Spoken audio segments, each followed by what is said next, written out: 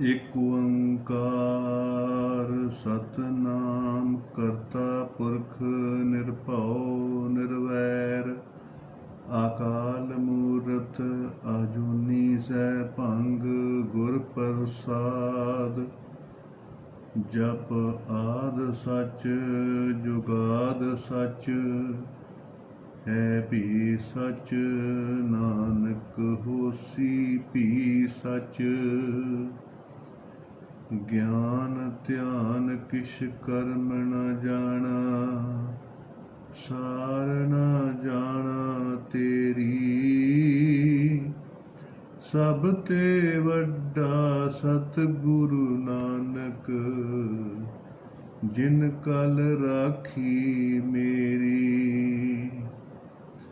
ਡੰਡੌਤ ਬੰਧਨ ਅਨਕ ਬਾਰ ਸਰਬ ਕਲਾ ਸਮਰੱਥ।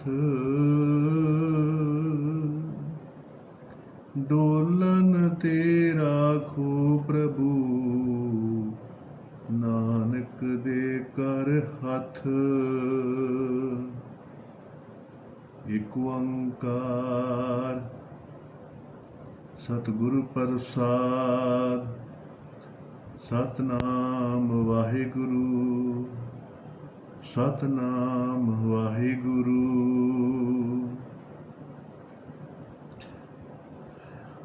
ਪਿਆਰੀ ਸਾਧ ਸੰਗਤ,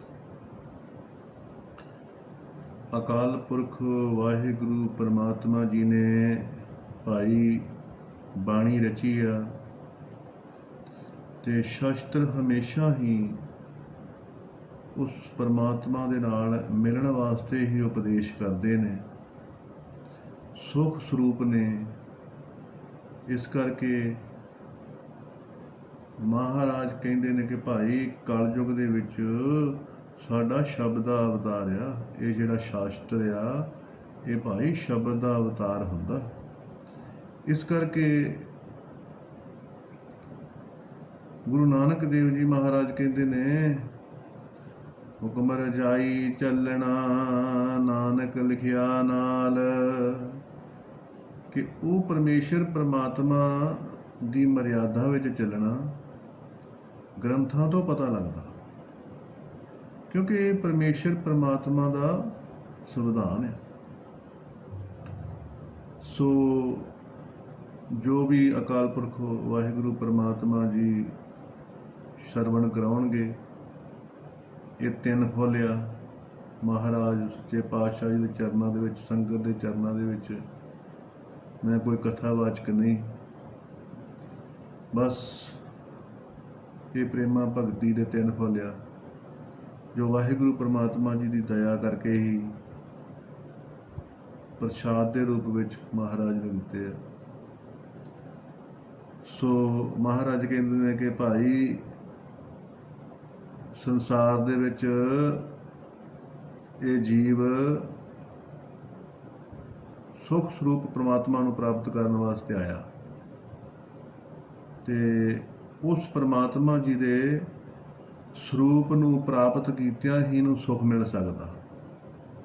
ਸੰਸਾਰ ਦੇ ਵਿੱਚ ਹੋਰ ਕਿਸੇ ਵਸਤੂ ਵਿੱਚ ਸੁਖ ਨਹੀਂ ਹੈਗਾ, ਸੁਖ ਕੇਵਲ ਪਰਮਾਤਮਾ ਦੇ ਵਿੱਚ।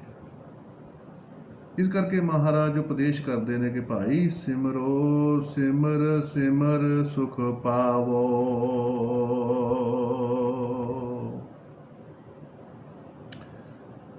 ਕਿ ਸੰਸਾਰ ਦੇ ਪਦਾਰਥ ਸਿਮਰਨ ਕਰਕੇ ਪ੍ਰਾਪਤ ਨਹੀਂ ਹੁੰਦੇ। ਕਹਿੰਦੇ ਨੇ ਕਿ ਭਾਈ ਇਹ ਸੰਸਾਰ ਦੇ ਜਿਹੜੇ ਪਦਾਰਥ ਨੇ ਇਹ ਤੇ ਨੇਕ ਸਰੀਰ ਤੋਂ ਕਮਾਈ ਕਰਕੇ ਵੀ ਪ੍ਰਾਪਤ ਹੋ ਜਾਂਦੇ ਨੇ।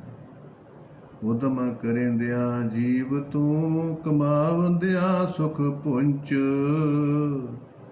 ਧਿਆਨ ਦਿਆਂ ਤੂੰ ਪ੍ਰਭੂ ਮਿਲ ਨਾਨਕ ਉਤਰੀ ਜਿੰਦ। ਕਹਿੰਦੇ ਜੇ ਤੂੰ ਉਦਮ ਕਰੇਗਾ, ਸੱਚੀ ਕਿਰਤ ਕਰੇਗਾ, ਤੈਨੂੰ ਧਨ ਪ੍ਰਾਪਤ ਹੋਵੇਗਾ। ਉਸ ਧਨ ਤੋਂ ਤੂੰ ਸੰਸਾਰ ਦੇ ਸੁੱਖ ਪ੍ਰਾਪਤ ਕਰ ਸਕਦਾ। ਭਾਈ ਜਿਹੜਾ ਸਿਮਰਨ ਆ, ਸਿਮਰਨ ਦੇ ਨਾਲ ਤੇ ਸੁਖ ਸਤ ਚਿੱਤ ਆਨੰਦ ਸਰੂਪ ਜਿਹੜਾ ਪਰਮਾਤਮਾ, ਉਸ ਦੀ ਪ੍ਰਾਪਤੀ ਆ।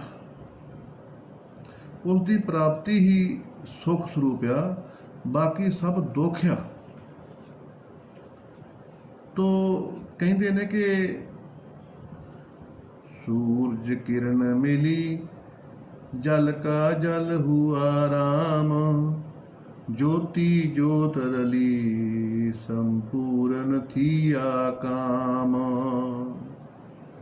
ਕਹਿੰਦੇ ਨੇ ਕਿ ਜਦੋਂ ਵੀ ਅਗਨੀ ਨੂੰ ਜਲਾਈਦਾ, ਪ੍ਰਗਟ ਕਰੀਦਾ, ਤੇ ਅਗਨੀ ਰੁਕਦੀ ਨਹੀਂ। ਅਗਨੀ ਸਿੱਧੀ ਆਪਣੇ ਮੁੱਖ ਸਰੋਤ ਸੂਰਜ ਵੱਲ ਨੂੰ ਦੌੜਦੀ ਹੈ। ਉਹਨੂੰ ਪਤਾ ਕਿ ਮੈਨੂੰ ਉੱਥੇ ਹੀ ਸ਼ਾਂਤੀ ਆਉਣੀ ਹੈ। ਇਸ ਕਰਕੇ ਅਗਨੀ ਸੂਰਜ ਵੱਲ ਨੂੰ ਦੌੜਦੀ ਆ ਭਾਈ। ਜਲ ਕਾ ਜਲ ਹੁਆ ਰਾਮ, ਕਹਿੰਦੇ ਜਿਸ ਤਰ੍ਹਾਂ ਜਲ ਦੀ ਬੂੰਦ ਨੂੰ ਸਮੁੰਦਰ ਦੇ ਵਿੱਚੋਂ ਹਵਾਵਾਂ ਉਡਾ ਕੇ ਲੈ ਗਈਆਂ, ਪਹਾੜਾਂ ਦੇ ਵਿੱਚ ਪਹਾੜੀਆਂ ਦੀ ਟੀਸੀਆਂ ਦੇ ਉੱਤੇ ਪੱਥਰ ਬਣਾ ਕੇ ਜਮਾਤਾ, ਉਹ ਪਾਣੀ ਦੀ ਬੂੰਦ ਉੱਥੇ ਵੀ ਨਾ ਰੁਕੀ। ਉੱਥੇ ਵੀ ਉਹ ਪਾਣੀ ਦੀ ਬੂੰਦ ਹੋਰ ਬੂੰਦਾਂ ਦੇ ਨਾਲ ਰਲ ਕੇ ਛੋਟੀਆਂ ਛੋਟੀਆਂ ਸੀਰਾਂ ਦੇ ਰੂਪ ਵਿੱਚ ਵੱਡੀ ਨਦੀ ਦੇ ਵਿੱਚ ਆਈ, ਔਰ ਵੱਡੀ ਨਦੀ ਦੇ ਵਹਿਣ ਕਰਕੇ ਉਹ ਸਮੁੰਦਰ ਤੱਕ ਪਹੁੰਚੀ। ਕਿੰਨਾ ਲੰਮਾ ਸਫ਼ਰ ਉਹਨੇ ਤੈਅ ਕੀਤਾ ਉਸ ਬੂੰਦ ਨੇ ਆਪਣੇ ਮੁੱਖ ਸਰੋਤ ਵੱਲ ਪਹੁੰਚਣ ਵਾਸਤੇ, ਔਰ ਸਮੁੰਦਰ ਦੇ ਵਿੱਚ ਉਹ ਪਹੁੰਚ ਕੇ ਹੀ ਉਹਨੂੰ ਸ਼ਾਂਤੀ ਮਿਲੀ। ਇਸੇ ਤਰ੍ਹਾਂ ਹੀ ਧਰਤੀ ਦੇ ਵਿੱਚੋਂ ਤਾਂ ਉਹਨੂੰ ਮਿੱਟੀ ਜਾਂ ਕੋਈ ਵੀ ਢੀਮ ਸਿੱਟੀਏ ਤੇ ਉਹ ਧਰਤੀ ਵੱਲ ਨੂੰ ਹੀ ਆਉਂਦੀ ਹੈ, ਕਿਉਂਕਿ ਧਰਤੀ ਉਹਦਾ ਮੁੱਖ ਸਰੋਤ ਹੈ। ਇਸੇ ਤਰ੍ਹਾਂ ਹੀ ਕਹਿੰਦੇ ਕਿ ਹਵਾ ਦਾ ਬਲੈਡਰ ਭਰ ਕੇ ਸਮੁੰਦਰ ਦੇ ਵਿੱਚ ਡੂੰਘੇ ਪਾਣੀ ਦੇ ਵਿੱਚ ਛੇਕ ਕਰ ਦਿੱਤਾ ਜਾਵੇ ਤੇ ਬਲੈਡਰ ਦੇ ਵਿੱਚੋਂ ਹਵਾ ਜਿਹੜੀ ਆ ਉਹ ਫੁਰ ਕਰਦੀ ਆਉਂਦੀ ਆ, ਔਰ ਉਹ ਸਮੁੰਦਰ ਦੇ ਨੂੰ ਪਾਣੀ ਨੂੰ ਚੀਰ ਕੇ ਤਾਂ ਉੱਪਰ ਆਉਂਦੀ ਆ, ਉੱਤੇ ਆਪਣੀ ਹਵਾ ਦੇ ਵਿੱਚ ਮਿਲਦੀ ਹੈ। ਹਵਾ ਮੁੱਖ ਸਰੋਤ ਦਾ ਉਹਦੇ ਵਿੱਚ ਆਣ ਕੇ ਮਿਲ ਜਾਂਦੀ ਤੇ ਉਹਨੂੰ ਸ਼ਾਂਤੀ ਆਉਂਦੀ। ਇਸੇ ਤਰ੍ਹਾਂ ਹੀ ਮਹਾਰਾਜ ਕਹਿੰਦੇ ਨੇ ਕਿ ਜੋਤੀ ਜੋਤ ਰਲੀ, ਸੰਪੂਰਨ ਥੀਆ ਕੰਮ। ਪਰਮੇਸ਼ਰ ਪਰਮਾਤਮਾ ਜੀ ਕਹਿੰਦੇ ਨੇ ਕਿ ਇਹ ਜਿਹੜਾ ਜੀਵ ਆਤਮਾ ਵਾ, ਇਹ ਵਾਹਿਗੁਰੂ ਬ੍ਰਹਮ ਆਤਮਾ ਤੋਂ ਹੀ ਵਿਛੜੀ ਆ। ਇਸੇ ਕਰਕੇ ਮਹਾਰਾਜ ਕਹਿੰਦੇ ਨੇ ਕਿ ਬ੍ਰਹਮ ਤੇ ਜਨ ਤੇ ਪਾਰ ਬ੍ਰਹਮ, ਕਿ ਜਨਮ ਤੋਂ ਪਹਿਲੋਂ ਇਹ ਬ੍ਰਹਮ ਸੀ, ਵਾਹਿਗੁਰੂ ਦਾ ਰੂਪ ਸੀ, ਤੇ ਜਨਮ ਲੈਣ ਤੋਂ ਬਾਅਦ ਪਰਿਵਾਰਕ ਮੈਂਬਰਾਂ ਨੇ ਜਿਹੜੀ ਸਿੱਖਿਆ ਦਿੱਤੀ ਹੈ ਨਾ ਰਾਗ ਦਵੇਸ਼ ਦੀ, ਕਿ ਆ ਤੇਰਾ ਸਰੀਰ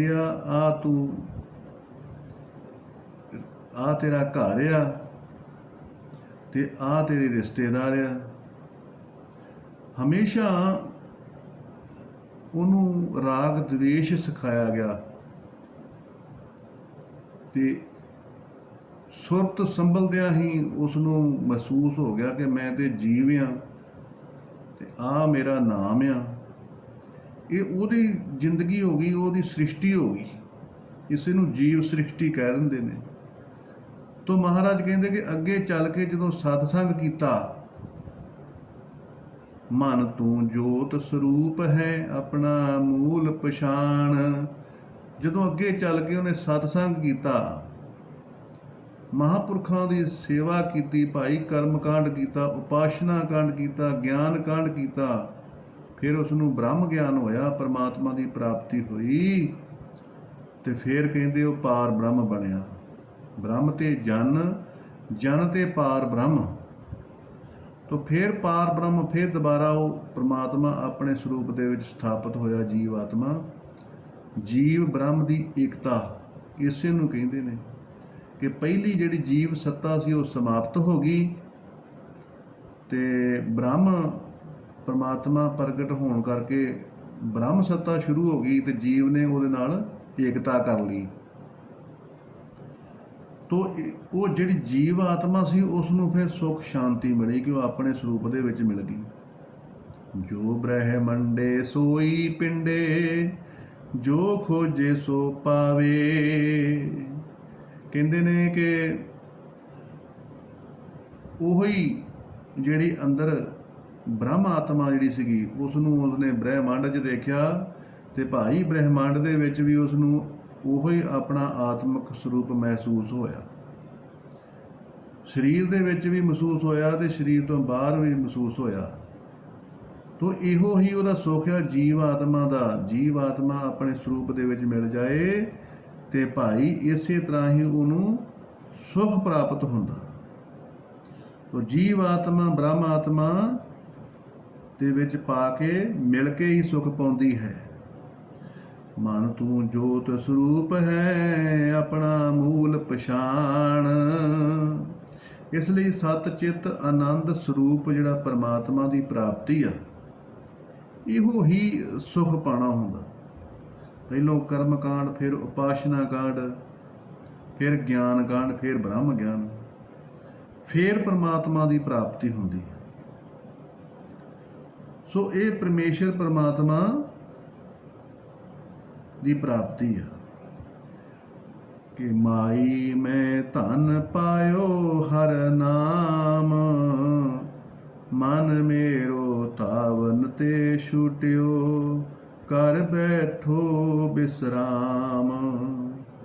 ਕਿ ਇਹ ਜਿਹੜਾ ਧਨ ਪਾਇਆ ਨਾ, ਵਾਹਿਗੁਰੂ ਪਰਮਾਤਮਾ ਦਾ ਸਰੂਪ ਔਰ ਵਾਹਿਗੁਰੂ ਪਰਮਾਤਮਾ ਜੀ ਦੇ ਗੁਣ, ਇਹ ਵੀ ਧਨ ਹੁੰਦਾ। ਇਸੇ ਧਨ ਕਰਕੇ ਹੀ ਸੁਖੀ ਹੁੰਦਾ, ਲੋਕ ਦੇ ਵਿੱਚ ਵੀ ਸੁੱਖ ਤੇ ਪਰਲੋਕ 'ਚ ਵੀ ਸਹੇਲਾ ਹੁੰਦਾ। ਤਾਂ ਕਹਿੰਦੇ ਇਹ ਜਿਹੜਾ ਧਨ ਆ ਨਾ, ਨਾਮ ਧਨ, ਪਰਮਾਤਮਾ ਦਾ ਸਰੂਪ ਧਨ, ਇਹ ਪ੍ਰਾਪਤ ਕਰਕੇ ਹੀ ਮੇਰਾ ਜਿਹੜਾ ਮਨ ਸੀਗਾ ਉਹ ਧਾਵਨ ਤੇ ਛੁੱਟ ਗਿਆ। ਆਵਾਗਮਨ ਦੇ ਜਿਹੜੇ ਸ਼ੰਕੇ ਹੁੰਦੇ ਨਾ, ਸਤ ਸੰਗਤ ਸੰਸ਼ੇ ਜਿਉ ਮਲੀਨ ਹੈ ਕਿਤ ਸੰਜਮ ਧੋਤਾ ਜਾ। ਸੰਸ਼ਿਆਂ ਦੇ ਵਿੱਚ ਹੀ ਉਹ ਆਵਾਗਮਨ ਲੱਗਾ ਰਹਿੰਦਾ। ਤੋ ਸੰਸ਼ੇ ਨਿਵਰਤ ਹੋ ਜਾਂਦੇ ਨੇ, ਸੰਸਾਰ ਨਿਵਰਤ ਹੋ ਗਿਆ ਤੋ ਸੰਸ਼ੇ ਵੀ ਨਿਵਰਤ ਹੋ ਜਾਂਦੇ ਨੇ ਕਿ ਇਹ ਪਰਮਾਤਮਾ ਸੱਚਾ, ਬਾਕੀ ਸਾਰਾ ਸੰਸਾਰ ਮਿਥਿਆ। ਤੋ ਇਹਦੇ ਨਾਲ ਹੀ ਵਿਸ਼ਰਾਮ ਆਉਂਦਾ, ਇਹਦੇ ਨਾਲ ਹੀ ਸਹਿਜ ਆਉਂਦੀ ਹੈ। ਸੰਸ਼ਿਆਂ ਦਾ ਵਿਸ਼ਰਾਮ ਜਿਹੜਾ ਇਹੋ ਹੀ ਸਹਿਜ ਹੁੰਦੀ ਹੈ। ਇਹ ਸੁਖ ਜੀਵ ਦੀ ਭਟਕਣਾ ਮਿਟ ਜਾਵੇ। ਤੋ ਕਹਿੰਦੇ ਕਿ ਇਹੋ ਹੀ ਸਭ ਤੋਂ ਵੱਡਾ ਸੁਖ ਹੁੰਦਾ। ਤੋ ਕਹਿੰਦੇ ਆ ਕਿ ਜਦੋਂ ਮਨ ਸ਼ਾਂਤ ਹੋ ਜਾਂਦਾ ਹੈ ਨਾ, ਆਪਣਾ ਮੂਲ ਨੂੰ ਪਛਾਣ ਲੈਂਦਾ, ਤੋ ਫਿਰ ਭਾਈ ਕਹਿੰਦੇ ਕਿ ਰਾਗ ਦਵੇਸ਼ ਤੋਂ ਬਚ ਜਾਂਦਾ। ਜਦੋਂ ਦੇਖਿਆ ਕਿ ਸਾਰੇ ਬ੍ਰਹਿਮੰਡ ਦੇ ਵਿੱਚ ਹੀ ਮੇਰੀ ਆਤਮਾ ਦਾ ਸਰੂਪ ਆ, ਤਾਂ ਹੁਣ ਬਗਾਨਾ ਕੋਈ ਰਿਹਾ ਹੀ ਨਹੀਂ। ਹੁਣ ਸਾਰਿਆਂ ਦੇ ਨਾਲ ਹੀ ਰਾਗ ਹੋ ਗਿਆ, ਸਾਰੇ ਹੀ ਆਪਣੇ ਹੋ ਗਏ। ਇਸੇ ਕਰਕੇ ਹੀ ਇਹਨੂੰ ਸਹਿਜ ਜੀਵਨ ਕਹਿ ਦਿੰਦੇ ਨੇ। ਤੋ ਮਹਾਰਾਜ ਕਹਿੰਦੇ ਨੇ ਕਿ ਭਾਈ ਇਹੋ ਹੀ ਸੁਖ ਆ ਕਿ ਜੀਵ ਆਤਮਾ ਬ੍ਰਹਮ ਆਤਮਾ ਦੇ ਵਿੱਚ ਪ੍ਰਾਪਤ ਹੋ ਜਾਵੇ ਤੇ ਇਹੋ ਹੀ ਸੁਖ ਵਾ, ਇਹਦੇ ਤੋਂ ਉੱਤੇ ਹੋਰ ਕੋਈ ਸੁਖ ਨਹੀਂ ਹੈਗਾ। ਇਸ ਨੂੰ ਪ੍ਰਾਪਤ ਕਰਨ ਵਾਸਤੇ ਹੀ ਮਨੁੱਖਾ ਦੇ ਹੀ ਮਿਲੀਏ ਭਾਈ। ਭਈ ਪ੍ਰਾਪਤ ਮਾਨੁਖ ਦੇ ਹੋਰੀਆ, ਗੋਬਿੰਦ ਮਿਲਣ ਕੀ ਇਹ ਤੇਰੀ ਬਰੀਆ। ਇਹ ਤੇਰੀ ਵਾਰੀ ਆ, ਇਹ ਤੇਰਾ ਅਵਸਰ, ਇਹੋ ਹੀ ਤੇਰੀ ਵਾਰ। ਘਟ ਭੀਤਰ ਤੂੰ ਦੇਖ ਵਿਚਾਰ, ਕਹਿ ਕਬੀਰ ਜੀਤ ਕੀ ਹਾਰ, ਬਹੁਤ ਕਰੇ ਜਿਤ ਪੁਕਾਰ ਪੁਕਾਰ। ਤੋ ਇਹ ਚੀਜ਼ ਨੂੰ ਪ੍ਰਾਪਤ ਕਰਨ ਵਾਸਤੇ ਆਇਆ, ਇਸ ਸੁੱਖ ਨੂੰ ਪ੍ਰਾਪਤ ਕਰਨ ਵਾਸਤੇ ਆਇਆ। ਅੱਗੇ ਕਹਿੰਦੇ ਨੇ ਕਿ ਕਲ ਕਲੇਸ਼ ਤਨ ਮਹਿ ਮਿਟਾਵੋ। ਕਿ ਭਾਈ ਇਹ ਜਿਹੜੇ ਕਲੇਸ਼ ਨੇ, ਇਹ ਤਨ ਉੱਤੇ ਰੋਗ ਬਣ ਜਾਂਦੇ ਨੇ। ਮਾਨਸਿਕ ਰੋਗ ਪਹਿਲੋਂ ਹੁੰਦੇ ਆ, ਔਰ ਮਾਨਸਿਕ ਰੋਗ ਜਿਹੜੇ ਨੇ ਇਹੋ ਹੀ ਸਰੀਰਕ ਰੋਗ ਬਣਦੇ ਨੇ।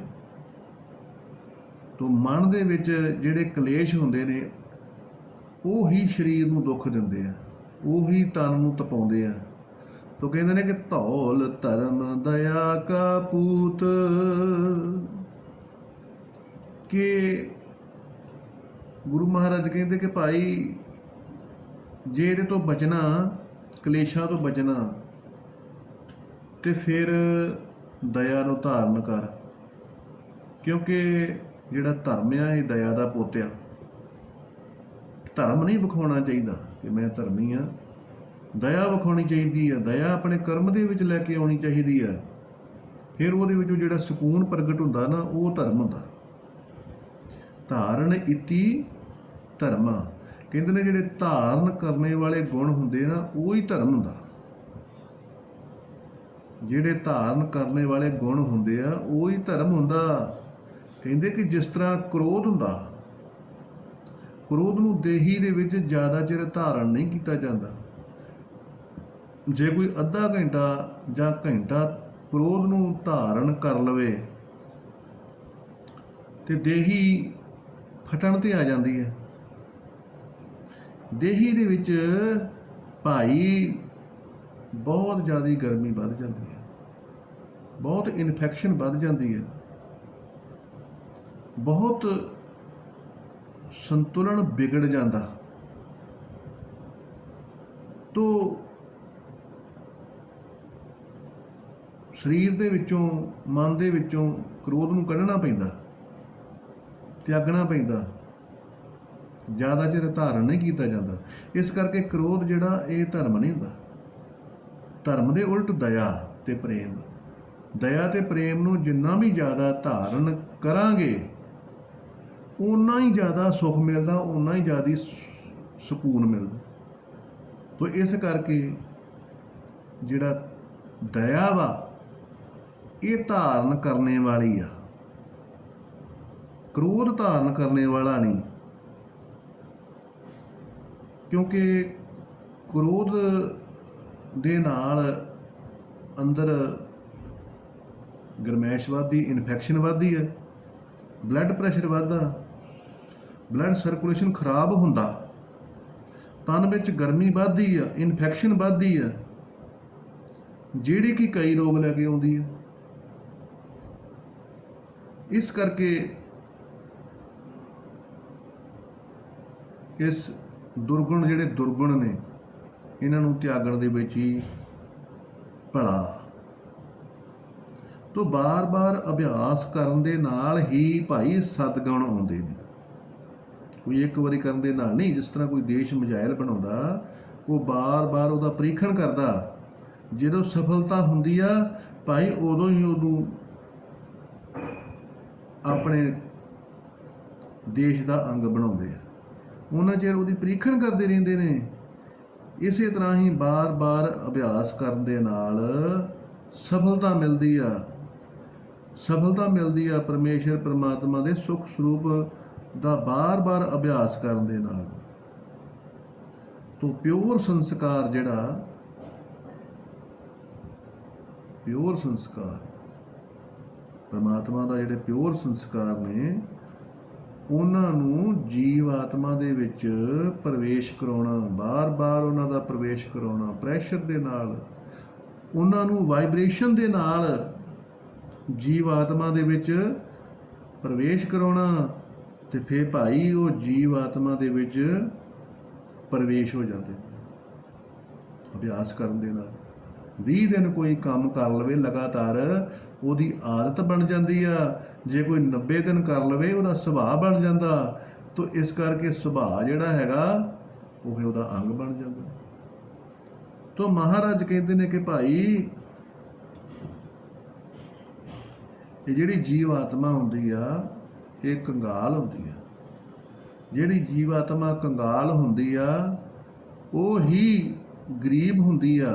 ਜੀਵ ਆਤਮਾ ਗਰੀਬ ਹੁੰਦੀ ਹੈ। ਜਿਸ ਤਰ੍ਹਾਂ ਗਰੀਬ ਦੂਸਰਿਆਂ ਦੇ ਕੋਲੋਂ ਰੋਟੀ ਮੰਗਦਾ, ਕੋਈ ਮੈਨੂੰ ਕੱਪੜਾ ਦੇ ਦੇਵੇ, ਇਸੇ ਤਰ੍ਹਾਂ ਹੀ ਜਿਹੜੀ ਗਰੀਬ ਜੀਵ ਆਤਮਾ ਹੁੰਦੀ ਆ, ਉਹ ਵੀ ਦੂਸਰਿਆਂ ਦੇ ਕੋਲੋਂ ਸ਼ਾਂਤੀ ਮੰਗਦੀ ਹੈ। ਕੋਈ ਮੈਨੂੰ ਸ਼ਾਂਤੀ ਦੇ ਦੇ, ਕੋਈ ਮੈਨੂੰ ਮੁਕਤੀ ਦੇ ਦੇਵੇ, ਕੋਈ ਮੈਨੂੰ ਸਹਿਜ ਦੇ ਦੇ, ਕੋਈ ਮੈਨੂੰ ਆਨੰਦ ਦੇ ਦੇ, ਕਿਉਂਕਿ ਉਹਦੇ ਕੋਲ ਨਹੀਂ ਹੈਗਾ।